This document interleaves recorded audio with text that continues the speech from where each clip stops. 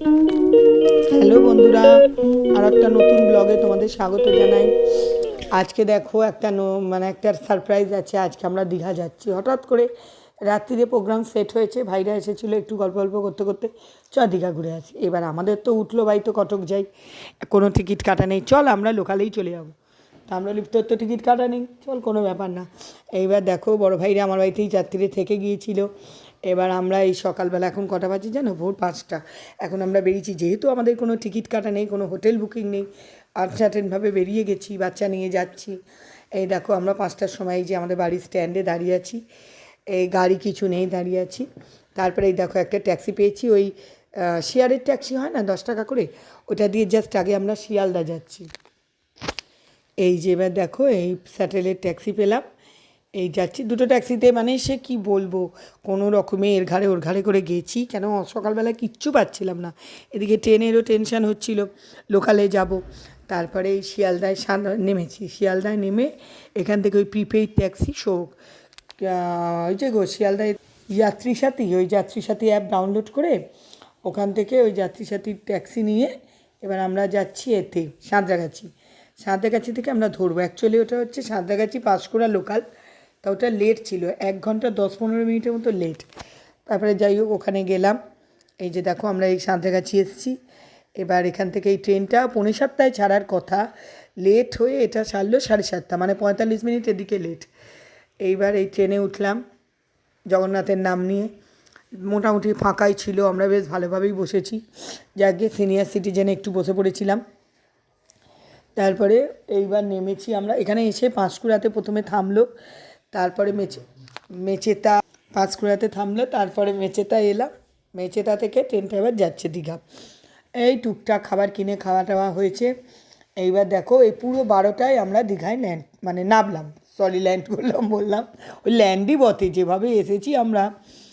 সেই এসে এইবার তো হোটেলও নেই আমাদের কাছে, কী টেনশান, এরম তো আমরা কোনোদিন আসি না। যাই হোক চলো হোটেল দেখাই। একটা দুটো হোটেল দেখার পর এই যে এই হোটেলটা আমাদের পছন্দ হয়েছে। এই যে হোটেল সাউথ এন্ড, এটার মধ্যে পুল আছে, সুইমিং পুল। সব বাচ্চারা বলে কি এবারে সুইমিং পুল নেওয়া হোটেলে থাকবো, চলো এই হোটেলে নেওয়া হলো। এই যে হোটেলের ঘরগুলো দেখো, খুব একটা খারাপ না, 3 জনের জন্য একদমই ঠিক। আর দামটা আমি বলছি বন্ধুরা, 1120 করে নিচ্ছে পার ডে। পুলটা হচ্ছে 2 ঘন্টার জন্য 50 টাকা। তোমরা যদি কেউ আসো ট্রাই করতে পারো। কিন্তু আমি তোমাদের বলছি, আমরাও প্রথমে ভেবেছিলাম মোটে 2 ঘন্টার জন্য 50 টাকা, কিন্তু 2 ঘন্টাও থাকা যাচ্ছে না। জলটা খুব ঠান্ডা, তো এমনিও ডিসেম্বর মাসে, যদিও দীঘায় এখন একদম ঠান্ডা নেই। কাল থেকে তো আমরা পাখাই চালাচ্ছি, মানে যখন থেকে এসছি পাখাই চালাচ্ছি। তবুও পুলের জলটা খুব ঠান্ডা, 2 ঘন্টাও থাকা যাচ্ছে না, বাচ্চাদের তো কাঁপুনি এসে যাচ্ছে। তারপরে এই যে পুল নেওয়া ঘরটা নেওয়া হলো, নিয়ে আমরা সি বিচে যাইনি, সব টায়ার্ড ছিলাম। তো কী করলাম না, চলো আমরা আজকে লাঞ্চই করে নিই, টিফিন খাইনি। এই প্রথম আমরা দীঘায় এসে টিফিন করতে পারিনি সকালবেলা, এত খিদে পেয়েছে, একদম ডাইরেক্ট লাঞ্চ। এই যে লাঞ্চ খাচ্ছি, দেখো লাঞ্চের মেনুতে কী কী আছে দেখাই। ভাত, ডাল, পাঁপড় ভাজা, ফুলকপি আলুর তরকারি, পোস্ত। কিন্তু খুব ভালো রান্না বন্ধুরা, আমি তোমাদের এইটুকু বলতে পারি, স্বাদ কিন্তু একদম বাড়ির মতো।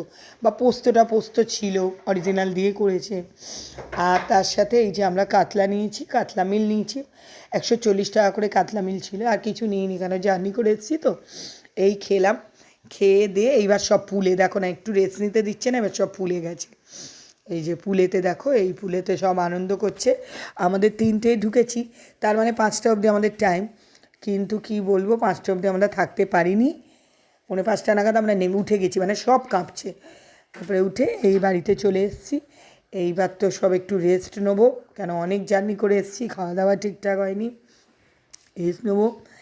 এই যে এবার দেখো বিকেলবেলা, কিন্তু কি বলবো, আজকে আমরা কোথাও বেরোইনি।